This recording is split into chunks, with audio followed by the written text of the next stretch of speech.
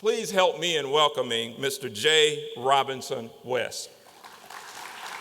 He wasn't supposed to read all that stuff. I apologize, you haven't listened to it. Thank you for having me here today. My talk today is going to be about unintended consequences. Now, I'm often asked to discuss energy policy, and global energy is kind of the theme of this conference. But I found that the word energy is like the words love and finance.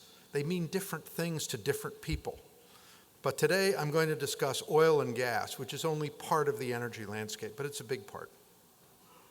The boom in U.S. oil and gas production is widely heralded by politicians and commentators to be transformational. Now, I should point out, I get kind of worried when I hear commentators and politicians and former congressmen and retired admirals and people like that holding forth on energy on the Morning Joe show. There's a lot of misinformation floating around. Few really understand what's happened and what can be learned from all of this. The surge in domestic oil and gas production is great news for the United States. It's created jobs, reduced our trade imbalance, and substantially enhanced our energy security. In natural gas, enormous reserve additions and production potential has put us on a path to becoming not only self-sufficient, but a net exporter within the decade. The vast resource potential, assuming critical delivery infrastructure can be built, all those pipelines and terminals and things, should provide us with greater predictability as well and help us avoid the price spikes of the past. Boom and bust, high volatility in the energy business is really bad for business, except for the traders, and that's how they make their money. But how did all this happen? You know, it didn't just spring from the brow of Zeus. The surge in shale production was a private sector response to market conditions driven by high prices. In 2007, natural gas prices reached a high of over $12 per million cubic feet. Almost any producing well, no matter how inefficient, was profitable. Independent oil and gas companies, entrepreneurs, not major companies like sponsor Chevron here today, not the major companies, they sought to release huge gas reserves that were captured in the shale formation. Through trial and error and sheer brute force by the number of drilling rigs, they broke the production code with innovations in horizontal drilling and hydraulic fracturing. This was not a Washington initiative. In fact, Washington had almost nothing to do with it. 95% of the shale production came from state and private lands. Production soared and gas prices fell to under $3, from $12 to $3. It's huge.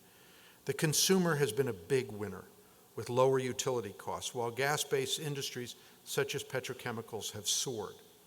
In natural gas, the U.S. is now truly independent, where no other country can affect either our security of supply or price.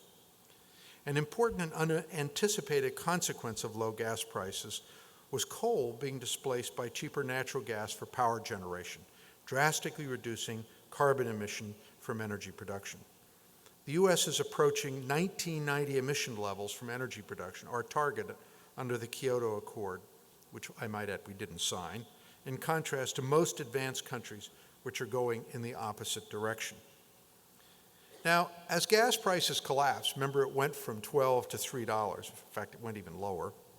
As gas prices collapsed, producers, again the independent companies, began switching from dry gas exploration to higher priced natural gas liquids and oil, using fracking and horizontal drilling technology that they developed for gas. Existing fields, first the Bakken Formation in South Dakota, then the Eagle Ford and Permian basins here in Texas, brought massive increases in oil and gas liquids production. Although the news on oil is good as well, it is very different. It's a very different story than natural gas. Over the last 5 years, domestic crude production has increased by almost 2.5 million barrels a day. Add in natural gas liquids, biofuels, and refinery gains, and U.S. liquid volumes are up an astonishing 3.8 million barrels a day. This is a complete reversal. I started my business, PFC Energy, and after running the offshore leasing program, and it was started on the whole concept that capital was moving out of the United States. The number one destination for capital over the last few years of the industry worldwide is the United States. It's a complete reversal. Now, coupled with production from Canada, our supplies are very secure. In the process, America's dependence on foreign oil has been cut almost in half from 60% to around 36% today. Yet because we consume almost 19 million barrels a day, that dependence has been significantly reduced but not eliminated. Our inland refineries now run almost exclusively on domestic and Canadian crudes. The declining volumes of imported oil supply facilities configured to economically process medium or heavier crudes to make valuable refined products which consumers demand. Unlike natural gas markets, which are essentially regional, the oil market is a global system, linking producers and consumers everywhere. So even as we reduce our reliance on foreign-based crudes, vulnerability or disruptions anywhere in the world will ultimately impact prices in the U.S. We are not independent in oil, and probably never will be. Oil, as economists say, is a fungible commodity. It's traded worldwide, and you can move it all over the world. If prices go up in Rotterdam, Holland, or in Singapore, they're going to go up here in Houston as well. Rather, it is our energy security which has been enhanced. We define energy security as reliable supply at reasonable cost in an environmentally sustainable manner. Supply is no longer an issue, but cost will always remain an issue because we're part of this global system. Coupled with growing production from unconventional oil in Canada, as well as greater auto efficiency, North American imports have plummeted. An unintended consequence of an immense production surge in the mid-continent, the US and Canada, has been the reversal of crude and product flows, formerly driven from imports on the coast to the heartland. We used to import oil from abroad, bring it to the coast, process, and bring it to the heartland. So that those flows now are completely reversed, and they go to the coast from the mid-continent. The oil is produced in the mid-continent, and it moves out to the coast. The environmental community, billions of dollars are being spent on new pipelines, reversing pipelines, creating a whole new infrastructure. The environmental community, however, seeking to block Canadian production of carbon-emitting heavy crudes, have opposed one big pipeline, the Keystone XL pipeline, linking Canada to U.S. markets. I met with a number of leading Canadians over the weekend, and my view is, so far, that the Keystone pipeline has been blocked, but market forces have pushed Canadian crudes to movement by rail cars, which frankly are not as environmentally attractive. But by ignoring market forces, the unintended consequences of these acts of blocking the Keystone XL pipeline has been suboptimal, both in economics and environmental outcomes. My view on the Keystone pipeline is the administration will do everything in its power to avoid approving the project. Remember, they don't have to say no. All they have to do is not say yes. Keystone has become totemic, a symbol to the environmental community, which is a critical constituency in the Democratic Party. This is pure politics. This is not about the merits. Market solutions are always found in the energy industry. Given its scale and long lead times, these cycles are rarely understood. The only business bigger than energy is finance, which is the money business, and it too is subject to pitiless market forces. The past confirms the power of these forces. Let me give you a very fundamental example. After the 1973-74 oil embargo, oil prices surged. The international oil companies could no longer invest in the national petroleum sectors of the Middle East.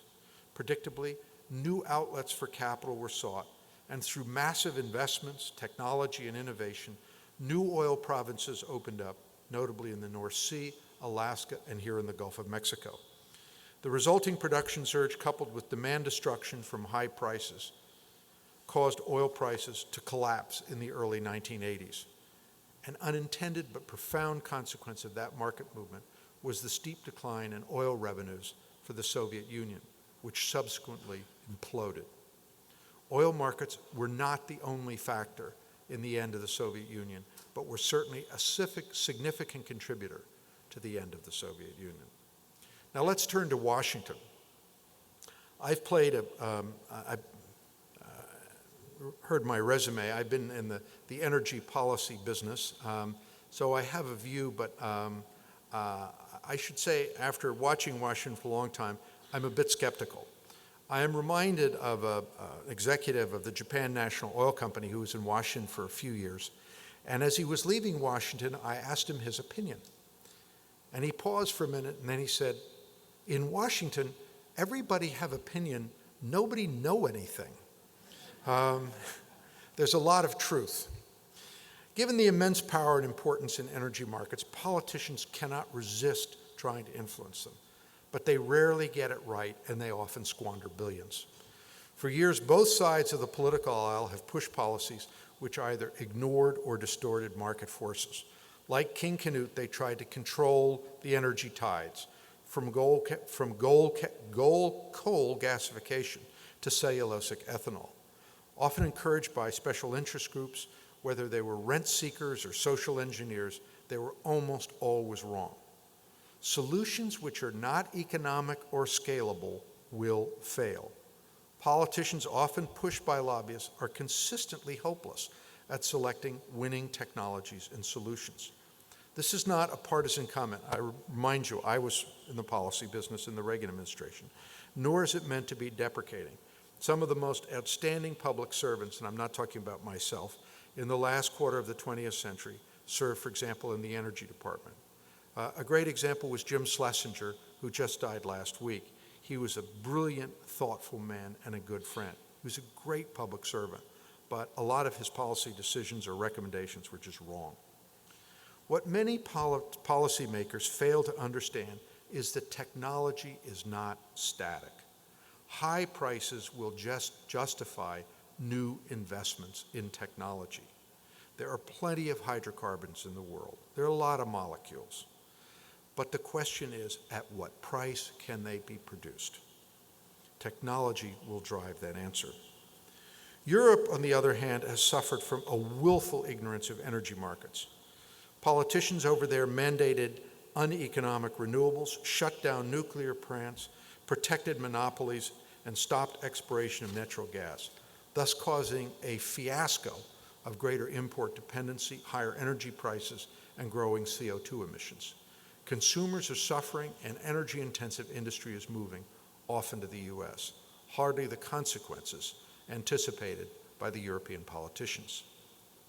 The lesson of the boom in the U.S. oil production surge in recent years, as well as the cycles of the global oil markets over the last 40 years, are essentially the same. Markets work. Let them. Governments do have a role in trying to understand markets and eliminating distortions. Environmental issues inextricably tied to energy production and consumption must reflect market realities. Government can have constructive roles, from funding basic research, which it did in hydraulic fracturing, to intelligent permitting, which is doing in liquefied natural gas exports, to regulation of safe offshore production. But one of the problems we have is that years of outdated laws and regulations based on the assumption of energy scarcity after the 73-74 oil shock, a lot of laws and regulations were passed on the assumption that America was running out of oil. Now that situation has changed. And these regulations have to be examined in the light of our new energy abundance. A critical issue now confronting Washington is whether to lift the ban on crude oil exports. Without thoughtful policies, consumers will suffer, jobs will be lost, and production will be declined. And turning to global markets, global oil consumption is forecast to reach some 92 million barrels this year. The rise in our production, dramatic as it is certainly significant, but hardly transformational to the world markets. A surge of 3 million out of 92 million. It's not that much. In 2012, global oil markets suffered a range of disruptions, from civil unrest in Libya, Syria, and Yemen, weather-related interruptions to sabotage and sanctions against Iran. The net effect was to remove almost 3 million barrels a day from the market, about the same as our production surge. In 2012, similar activity conspired to remove an equal amount. Were it not for the combination of anemic demand growth, we're still coming out of a worldwide recession, and increases from Saudi Arabia and the United States, world oil prices would surely be much higher. Today, the U.S., as well as Russia and Saudi Arabia, combine to produce a third of the world's liquid supply, and we could ill afford to lose any one of them, no matter the distaste some may have for either of those other regimes. Events in Ukraine have elicited calls for more muscular energy diplomacy against Russia based on our new higher production. But an examination of the technical and commercial realities indicate that our options are few, modest, and mostly symbolic. Just because the U.S. is now stronger in domestic energy does not mean that it can change the course of events elsewhere. Moving forward in order to diversify supply to increase security, there's great enthusiasm for potential incremental production coming from places like Iraq, Brazil, and Mexico. But all had challenges in actually raising production. There were huge discoveries, but the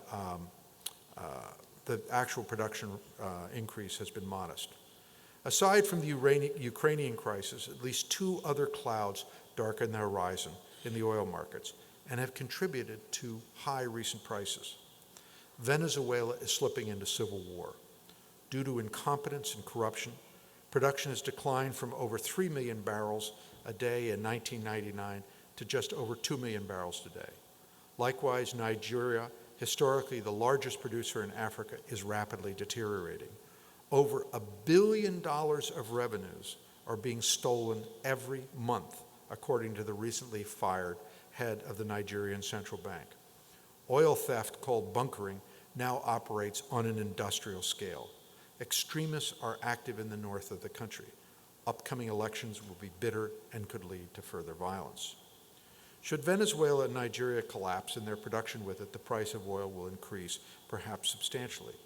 High prices could strangle the modest global recovery underway. Fortunately, the U.S. is now better insulated from shocks, but it would still be affected by the loss of production. The global economy, if not the U.S. economy, will be more dependent than ever on oil exports from the Middle East without Venezuela and Nigeria. Global oil markets are never static. Without further disruptions in the prospect of new supplies in the horizon, global oil prices appear to be declining, in part because of the growing U.S. production surge. Should disruptions occur, however, the outlook will be very different. In spite of the good news on energy, the U.S. would do well not to be too complacent. We clearly need to revisit old policies based on past assumptions of scarcity, as they are unsuited to the new reality of domestic resource abundance. We need to encourage and promote infrastructure and delivery systems to get those resources to market efficiently, as well as smart operational practices and protocols that enhance safety, protect the environment, and address concerns of impacted communities. We should bolster, not undermine, the dynamism and efficiency of global oil markets, which will drive supply. At the same time, even as we bask in the glow of our energy renaissance, we need to be mindful of a changing world. We can enjoy the moment without being stuck in it. The rise in unconventional production has given us the breathing space to thoughtfully manage the coming challenges and domestic market transformation to a more sustainable energy future. Natural gas and renewables can be and really are compatible. They don't have to be competitors. Fuels diversification can be an asset. Technology improvements can be shared globally to eliminate energy poverty, even as we pursue more environmentally friendly energy forms. They're at once scalable, deployable, and economic. We have been blessed with enormous resource wealth in this country. Let's not squander this enormous opportunity. Energy is an immense force which can increase our security, stimulate the economy, and help the environment. None of this will happen without a respect and understanding of markets and their consequences, which are often unintended. I think I'm on time. more or less. Thank you. Dr. Martin Luther King had a statement. I want to share that with you today. And it is, whatever your life's work, do it well. A man should do his job so well that the living, the dead, and the unborn can do it no better. That is what we're here today to talk about how the Department of Energy can work with AABE to make a difference for our communities, our students, and our businesses. First, I would like to recognize again Paula Jackson for her leadership of AABE, and Ms. Talisa Tolliver for putting on a magnificent conference.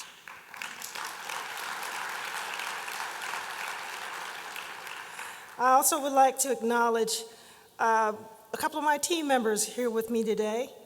I have with me my special advisor, who is also a presidential appointee, Dr. Mikkel Michael, and my technical advisor, Dr. Chris Ford.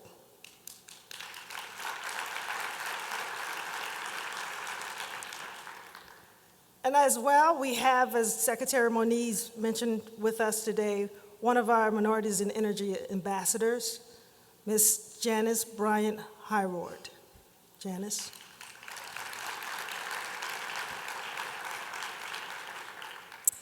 Now, my speech could be twofold. First, there's the written speech that I have to adhere to from the department as an official. And then my second part of discussion, we will pretend we're at your dinner table, you've just made me an amazing meal, and we could talk, okay? I tell you, being at the Department of Energy, you guys actually helped prepare me for that journey. I was a board member here with AABE, and I feel I can relate to each and every one of you in the audience, everything from the corporate professionals in the audience, the corporate executives in the audience, the entrepreneurs in the audience. So when it comes to being prepared to go to work for the president in this role, I know AABE had a major play in that.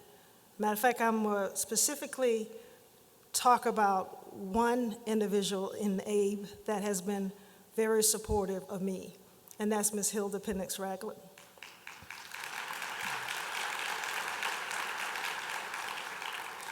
And really just taking that leap to leave corporate America and to take on the task of going to work for Washington and really understand how we will give back to the community. And that's that second part of my discussion I will have with you. So let's hop into what I should be saying first. And that is recognizing, first of all, that yesterday was Equal Pay Day. I wanted to highlight from the department that the president had a number of initiatives, and as you know, women are still only making 77 cents to the dollar for every man paid here. So that the wallet still outweighs the pocketbook, unfortunately. So we have to really address that and make sure we do all we can, because when women succeed, America succeeds. I know one area of focus for women in helping to bridge that gap is in the STEM field.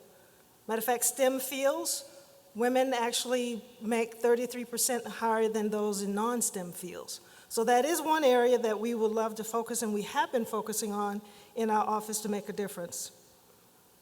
Majority of the women in this country, if you add up the majority of women as well as the minorities in this country, we actually account for 70% of the participants in college and thus for going into the workforce. One of the responsibilities for my office, I actually manage through 4 different offices at the department. I'm the director for the Office of Diversity and Inclusion as a Chief Diversity Officer for the agency, looking out for all folks across the agency for equality and support. Also, civil rights as well as EEO is my responsibility. And then, of course, the main areas for my Senate confirmation has been based solely on that, of the focus of a minority education, community support, as well as businesses.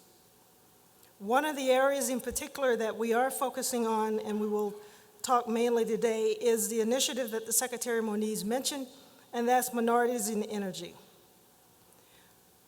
The Secretary, when he was going through his confirmation hearings and meetings, he was actually challenged by a number of congressmen and senators as to what are we going to do in the Department of Energy to support minority communities, businesses, and schools.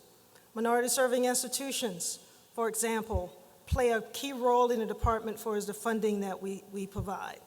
We provide over $1.5 billion to higher education at the department, and we want to make sure the HBCUs, the tribal colleges, Hispanics college, Asian schools get their fair share of those dollars. One of the areas that we have in order to get the word around for this Minorities in Energy program has been through our ambassadors. And we had a number of communities come in. AABE was actually part of that, Hispanics in Energy, and we heard from the community. We did not, as a department, one thing I didn't want to do was just come up with ideas and focus on areas that I thought the community was interested in. We actually had the number of folks come in, and they told us 3 areas of importance for as a department to focus on for minorities in energy. First being STEM education and workforce development. The second being energy economic development, and third being climate change. We've had 32 amazing ambassadors in all walks from academia, private sector, public sector, as well as nonprofit organizations as part of our team.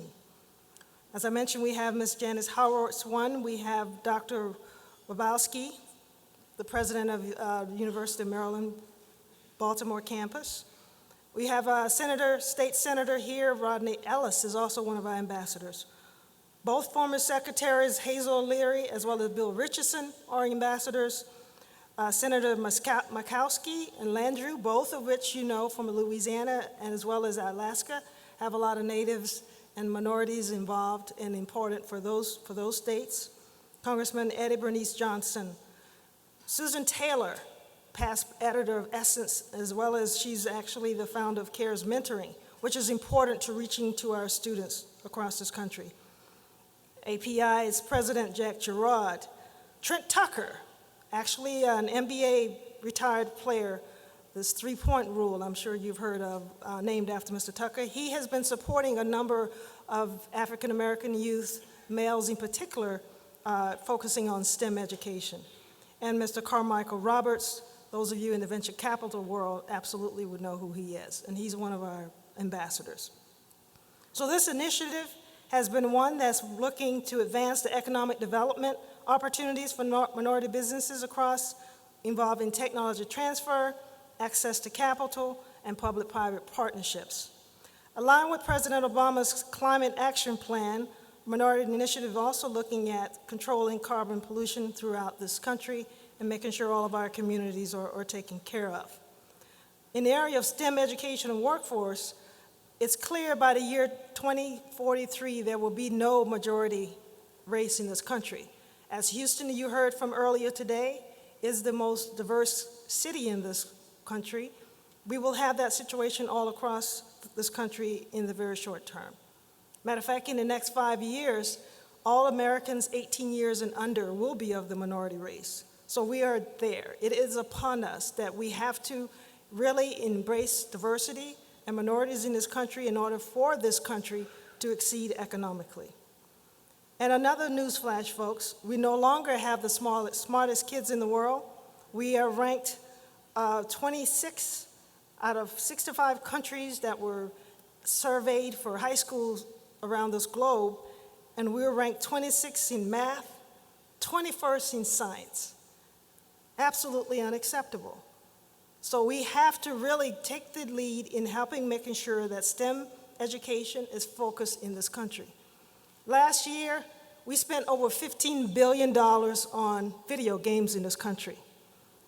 Career spent $15 billion on tutoring services. So what's wrong with that equation? So we have to really make sure that we do what we can to get our kids focused and really exceed in STEM education, because technology will rule the world, Years ago, we led in manufacturing in this country. Those days are over. So in order for us to take our lead back as the economic leader in this world, which, by the way, the United States is not the economic leader currently. Matter of fact, we're down in number 10 or 12 at this point. So in order for us to get our footing back as an economic leader, we have to embrace STEM education, workforce, and to really make sure that all minority communities are equipped. So a number of initiatives at the department that we're focusing on: clean energy manufacturing. I know Dr. Ford from my team has been working very closely with the leaders in the department to focus in this area, on the area of technology transfer, small business innovative research. And I tell you, the Department of Energy is an amazing agency. It has 115,000 employees. There are 17 national labs across this country. Do you guys realize that the Department of Energy has 3 of the world's largest supercomputers, which means they are not used just for energy purposes, but there's innovation when it comes to health, healthcare industry, food industry, any industry that needs high computing capacity. That is what's available at the department. The department has the world's largest laser. The department actually has elements on a periodic table. Do you realize that element 116, for example, 103, all of 6 elements in total actually developed at the Department of Energy. We worked closely with the Russians during the Cold War and continued to do so in developing technology that we could utilize in this country.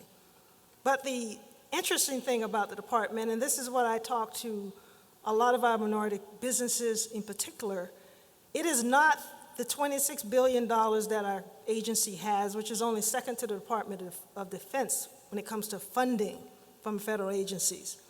So it's not the contracts that we have you interested to come in at the Department of Energy. The actual interest at the Department of Energy is that technology that's at the department. The department has 18,000 patents that have been used for government purposes, which could be used by any of you in this room. Tesla was born out of the Department of Energy. The nuclear power, of course, the technology came from the Department of Energy. There are a lot of hosts of things that are happening. This 3D printing, all the things that are happening with carbon fiber technology, amazing technology that's happening at the agency right now. But the interesting thing, there were 5 Texans, 5 billionaires flew in from Texas when I was at our Oak Ridge facility. All kinds of folks coming through these labs. But you know what? No one has come through the labs I've seen, very few that look like any of you sitting in this room. And you have access to that technology. Your taxpayer dollars have funded that technology. So you have the right to become millionaires, billionaires, as many have, with the technology that comes from these labs. You have no idea, probably. I spoke to the Hispanic community, they had no idea. So it's not a regular thing to have a number of us at that department that sits at these tables and know what's going on. So that is the purpose of my team. That is why I am there. I am, at this point, the highest ranked person of color at the Department of Energy, so there are very few of us at the table. So we will be at the table making sure all of you have the access to this technology as well as support through your communities. So those are the kinds of things that we are focusing on each and every day. If we look at one other area that is growing across the country that wasn't mentioned earlier this morning, and that was this whole notion of climate change adaptation marketplace. As you can see, there's a new marketplace forming called this adaptation marketplace, and this marketplace is responsible to climate change, which is increasingly could become a major economic driver for this country. I know Christine Lagarde, director of the International Monetary Fund, had asked about drivers' growth according to this particular new marketplace. And she said that climate change creates jobs. It will create disasters first, but it will create jobs. So we have to make sure our communities are at the table and are partaking of these immense opportunities that are about to come upon us. For example, we have a Recovery Act with storms such as Sandy. Sandy did an estimate $65 billion in damage. It was focused on the need for us to look at our infrastructure, our ports, our buildings, our bridges, and make a difference. This is a pillar of the President's climate change plan. And this is something where there will be quite a bit of funding and investment for this infrastructure. So our office will make sure we have minorities at the table. One other area that the Secretary did mention as well is this U.S.-Africa Energy Ministerial. This event would actually take place in Ethiopia on June 3rd and 4th. The ministerial will provide a forum for major announcements and commitments that support energy development in Africa.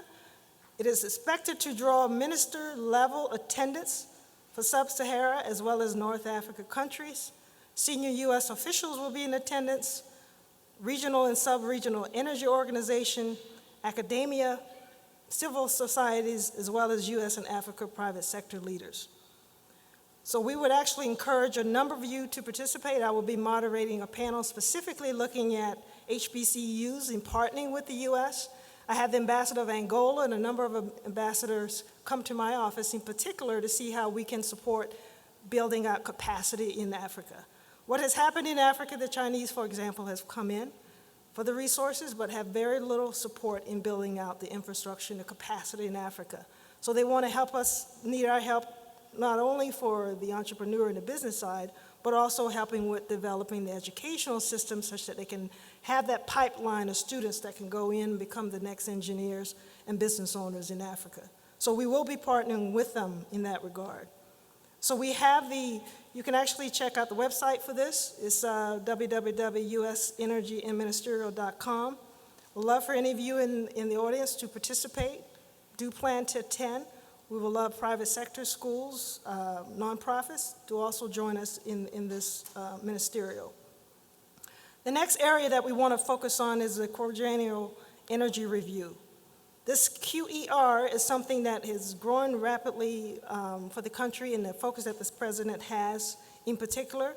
It's to spur new technology in fossil fuel recovery, as well as renewable energy generation. We're on track to be energy independent country by 2035, and in doing so, the president has announced a 4-year national energy planning process. And this process was kicked off in January, the QER, and the White House is actually leading that. Department of Energy is a key player in that. The actual report will be due in 2015, and we're soliciting support from all of you to feed into that report and really make sure we have minority communities involved. So one of the key things that we're looking for, folks, here is really to have the department be committed to helping develop America's next generation of STEM leaders and innovators. We are committed to fostering diversity and inclusion, as well as making sure all of our interns and support and research is very much utilized across all of our sectors. We've been working very closely with AABE. We've been working very closely with a number of other agencies, Department of Labor, the Department of Commerce, where my office has an MOU with them focusing specifically on minority businesses. Department is also making sure that we bridge the gap to be competitive, because it's all about economic strength and growth for all of us. Now, that was my official speech. Now, let's talk about what we need to do to focus on minority growth in this country. The AABE has 40, you guys have 40 chapters across this country. And I really want to just address the fact that if we talk about what can we do to make a difference. And we mentioned the fact also, we have to understand our role to make this agency, Department of Energy, engaged, and also to make sure AABE stays relevant with its focus and task at hand. When I look at the fact that our kids, as I heard someone say earlier, is performing a letter grade behind others, we have to make sure that we are developing our communities and our businesses properly. Now imagine this. Imagine you are part of an organization that was formed 37 years ago. Matter of fact, it's about the same time that the Office of Economic Impact and Diversity was formed at the department, specifically to look at minority communities and outreach. Imagine you are that organization that has the greatest depth of knowledge for energy for this country, for the African American community. So I know you come to the conference, we're going to have fun and meet and greet, but let me leave you with a thought of making sure that we're focusing on making sure that we're coming together and the time is now. We have a very defined window. Matter of fact, my time at the department is finite because the president's time is finite. We're in this last 2 years of the Obama administration. And you know how politics work. There would only be, this is a year to get things done because when it gets the year of election, not much will be done. So we have 2014 to make a difference. We are on a very tight schedule to make sure we can do whatever we can to support the initiative the president has kicked off, everything from My Brother's Keeper, where our office is involved with, and a whole host of opportunities that we can support. So when we look at the responsibility for AABE, now if you come to the conference and at the same time you go back and don't see where you are really reaching out to support the communities, then shame on all of us. This is a time where you will look at the fact that we will really break out and do something a little different than what we have been. And it's going to mean you could get out of your comfort zones. It will mean that you will do things on your job that may not be in a very normal way. It would mean that you will stand up if you're at your job when there are minority businesses trying to get in and speak up and ask why not. We have a young lady that's working on our advanced manufacturing program at the department. She's coming from Boeing, the only African American in the room.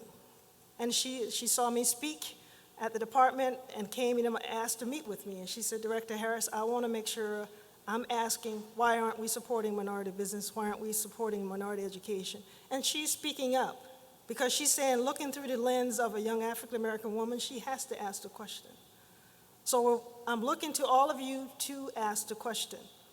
We've had 2 young brothers here that's from the Legacy Initiative.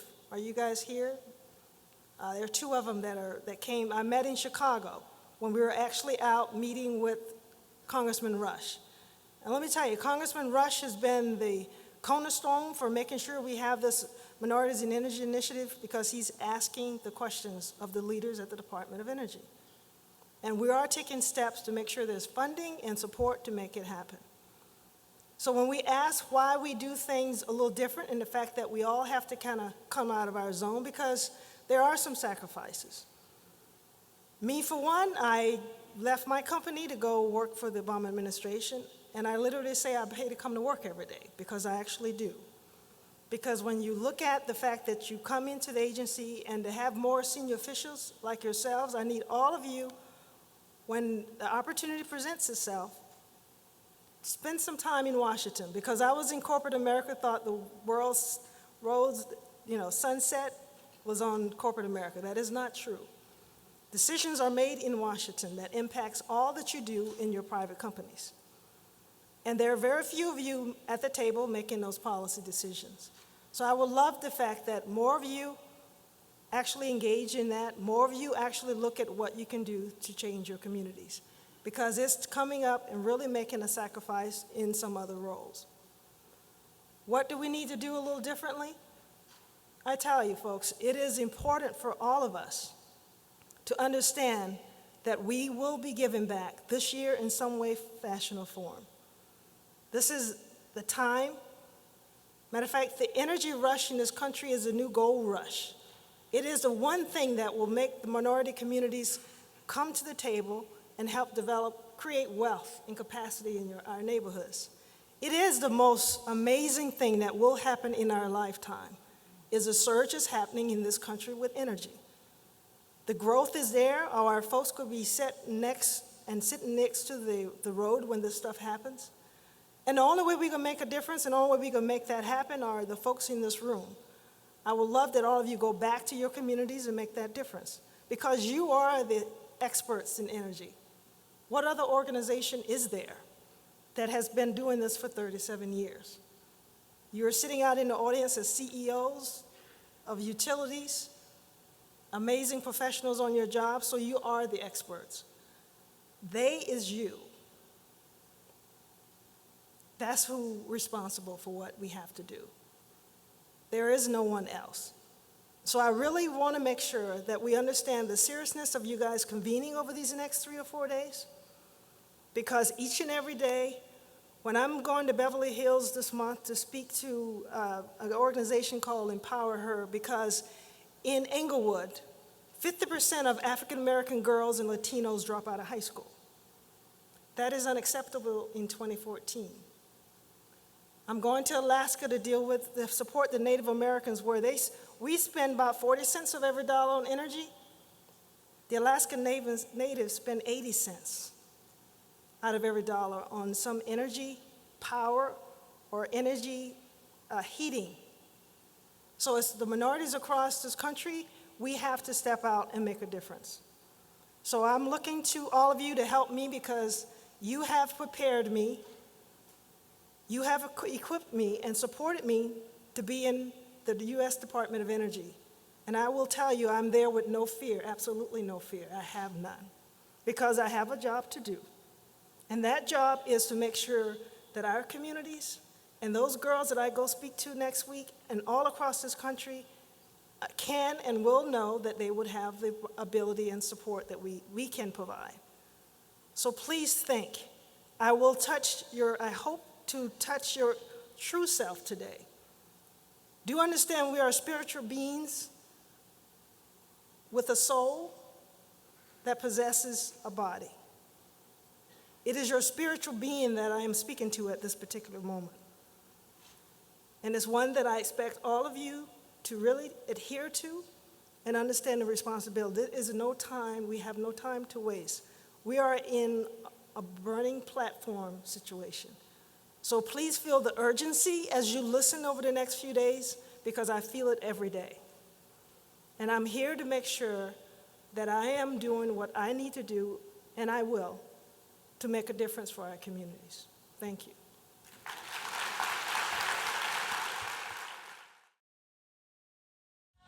Okay, I see people leaving. So let me tell you, we're certainly about to round up the day, but we wanted to round it up with having you all think about what we are calling game changers. These are the things that we think are going to impact us. These are the things that we think we should be working on, thinking about how we realize the opportunities that these trends present. So we have 3 incredible speakers for you, and we're going to do this kind of in tandem. So we're going to have one speaker come up, speak for about 15 minutes. We're going to ask questions. The next speaker will come up, speak for 15, 20 minutes. Then the next speaker. We have 3 speakers. They're going to be talking about the game changers. And we structured this discussion this way because we wanted you to leave today thinking about these subjects. And as we have our workshops tomorrow, we're going to delve deeper into these subjects. And we're going to talk about solutions to address the challenges and opportunities of these subjects. So I am not going to read all of their bios. That's why we put their bios on the website. That's why we put their bios on the app. But I am going to very briefly just give you the names, introduce them, let them come up and talk to you, because that's really what you want to do. I want you to hear from them. So our first speaker, the Honorable Colette D. Honorable. And that is not a mistake. Her last name is Honorable. And she is the first African-American chairman of NARUC in its 125-year history. And I think that warrants a hand of applause.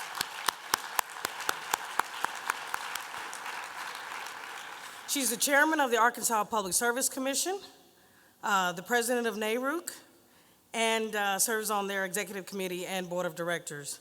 So without further ado, I'd like to call up the Honorable Colette D. Honorable. Thank you, Talisa. Good afternoon. I see a beautiful room of smiles. I must say I don't get to speak in front of a room so beautiful so often. It's really a pleasure to be here with you today. I'd like to thank Executive Director Paula Jackson for this lovely invitation. It's really an honor to be here before AABE. I'd also like to thank Amanda Downey and Jay Davis, who aided me in my preparation for this presentation this morning.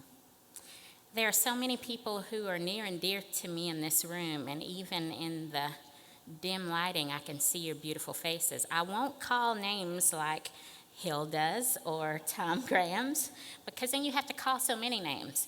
But one I would recognize is someone I've known since junior high school. Zakia Majid is somewhere in this room, and she's in the very back. Thank you for being here. I wanted to acknowledge her. It's a delight to see her here working in energy. I have the high honor, as Talisa mentioned, of serving as NARUC president this year. I also serve as chairman of the Arkansas Public Service Commission, and I look forward to visiting with you for just a few minutes in both capacities, and I hope to take questions when I'm done. I'd like to acknowledge AABE's work and certainly Director Jackson's effort at putting together an incredible agenda. I hope you will agree with me that it's very well done, and we should applaud her. I'd like to acknowledge the board and others who are so diligent at preserving this important work. I'd like to thank you for your leadership and for your spirit of excellence. It makes me very proud to work alongside you. This has been a very busy week. I began the week in D.C., headlining a bipartisan policy center event with EPA Administrator Gina McCarthy. So it warmed me up for visiting with you on the same topic today. And I'll travel back to D.C. tonight. So I regret that I won't be able to be here with you for the remainder of the conference, but I will go to testify before the Senate Energy and Natural Resources Committee on the topic of grid security. And then it's back to San Antonio for another gas visit, a busy week. But it's an exciting time to work in the energy sector. I hope to visit with you this afternoon regarding EPA regulations and regulation implementation. Some of you are sitting in this room thinking, this has nothing to do with me. But if you work for a utility or for any sort of distribution company or any company that works directly with generation of energy, I hope that there will be something in my remarks that will be edifying for you. I would like to visit with you a little bit about NARUC in the event that you aren't familiar with our organization, about the evolution of 111D under the Clean Air Act, and also what I see as we move ahead in this area. So a little bit about NARUC. For those who aren't aware, we're the National Association of Regulatory Utility Commissioners. That's a mouthful. We were formed in March of 1889. So this year we celebrated our 125th anniversary, and we look great, if I might say so myself. And I'm honored to serve as the president during the Quasquicentennial year. That's a new word I learned, so I try to use it from time to time. NARUC is comprised of, we're a national nonprofit association. We're comprised of 200 member commissions, public utility commissions, public service commissions across the country and in the U.S. territories. Our mission is to improve the quality of effective regulation in the U.S., and we do that through educational opportunities, advocacy, where we find some level of consensus, and we also have a lobbyist who represents our interests on the Hill, and as we interact with a number of stakeholders across the country and abroad. We have wonderful meetings 3 times a year. It would really make me very happy to see you at my next meeting. I held the first one in February in D.C. Many of you were there, and so I'd like to thank you. We had record attendance, 5 U.S. senators appearing, 2 secretaries from the president's cabinet. We interacted with people from the White House, et cetera. So it was a star-studded meeting, and if you weren't there, you missed a great party. So we'll meet again in July in Dallas, and in November, that will be my last meeting in San Francisco. So it's okay if you have a commitment in July. I expect to see you in San Francisco. I'd like to give you a very brief update about 111D for those who aren't aware. In President Barack Obama's Climate Action Plan, he announced that we would collectively reduce greenhouse gas emissions in this country by 17% by 2020, and that's from 2005 levels. The Environmental Protection Agency, along with a number of other energy agencies, DOE, FERC, and others, have been very busy going about this work collectively. The EPA has issued a number of regulations, as you all might be aware, MATS 111B, which curbs emissions at new plants, and now we're very focused on work with regard to 111D under the Clean Air Act, in which the EPA will issue guidance in June of 2014 that will propose a rule to curb emissions from existing plants. So if you are in this room and you work for a utility or you work at a power plant, I hope that you've heard of 111D by now, and if not, you will hear about it a lot more going forward. So I mentioned that the guidance is expected in June of 2014. The rule will be expected by June of 2015, and all of the states will have to file plans, which are not SIPs or state implementation plans, but are very similar by June of 2016. This is a very tight timeline, and I hope to visit with you more about that in a few minutes. But certainly, it requires our work very quickly. And I'll talk with you also about our position at NARUC.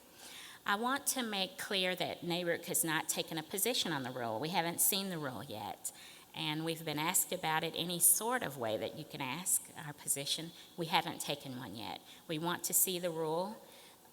We applaud the President's efforts in attempting to curb emissions. We also, as economic regulators, think that that has to be done in a way that takes into account the impact on the people that we serve, most importantly, consumers, the people that you serve. At our November meeting in 2013, NARUC passed a very important resolution. It was a resolution that I didn't know if we could reach consensus on, but this resolution sends a message to EPA. This resolution, which is our formal way of taking a position on a particular matter, says to EPA, please consider giving the states flexibility. We ask EPA to take into account the diversity of the states, the diversity of our fuel mixes, the regional makeups of our state. Some states are very heavily dependent on coal. Some are very clean. And some have moved ahead already with efforts to reduce greenhouse gas emissions. And so we want early movers to also get credit. As states, we also believe that we have many tools in our toolkits. Many people in this room have aided in the evolution of those very valuable tools now. Energy efficiency programs, renewable efforts, demand response, distributed generation efforts. And so we don't believe there's a need to reinvent the wheel. We already have tools at our disposal, and particularly with our energy efficiency programs and our renewable programs, which have demonstrated proven results in curbing emissions. And so we certainly would hope that the EPA is taking those into account, and also to recognize the primacy of the states, to recognize that it is, in fact, the economic regulator that exercises primary jurisdiction in matters regarding retail or local distribution companies, in particular with regard to integrated resource planning, planning for generation of any sort. And that's very important that the federal government acknowledge this notion of cooperative federalism and allow us to continue to do our jobs. We also hope that this resolution will empower the states and you as industry, for those of you who work for industry, to take a proactive role. Let's not wait to see what happens to us. Let's be a part of what the result or outcome will be. And so, as I mentioned, each state is different. Each fuel mix is different. Some states may not need much time to comply. Others absolutely will. Some states are already on their way, and there are some portions of the country, such as in the Northeast, where there is the RGGI, the Regional Greenhouse Gas Initiative, that is already well underway and has demonstrated proven greenhouse gas reduction efforts already on the books. We also believe that the guidance that EPA gives us needs to be straightforward. We simply won't have enough time to figure it out. When the guidance comes out this June, and I mentioned to Administrator McCarthy, we'll all be waiting with bated breath to see what's included. It's imperative that we begin working now. So I urge you, if you have not interacted with your environmental regulator and with your economic regulator, that you make plans to do so. In Arkansas, I've certainly engaged with our Department of Environmental Quality, and we've had meetings with all of our utility representatives, and we plan to go about the work of working collaboratively this year to get this work done. So I've mentioned that the differences attend to not only fuel mix, but they go further than that. In Arkansas, for instance, the utilities there are traditionally regulated, meaning that the utilities with regulatory oversight from us plan and develop and deliver their own electricity. And then you have some states such as Kentucky, which is not only heavily reliant on coal, but also has utilities which are both traditionally regulated and utilities that participate in a number of different regional transmission or independent grid operators. Still, all of us have been working very diligently toward a safer, cleaner energy infrastructure. And certainly as economic regulators, our first line duty and our first line goal is to ensure the delivery of safe, reliable, and affordable utility service for the people that we serve. And I'm confident that industry has that same goal in mind as well. And so on a procedural note, there are a number of other players that need to be at the table. At NARUC, we've certainly engaged with the National Association of Clean Air Agencies, with the National Association of State Energy Officials, or NASEO. There is so much work that will have to be done, and we all will be needed in order to accomplish it.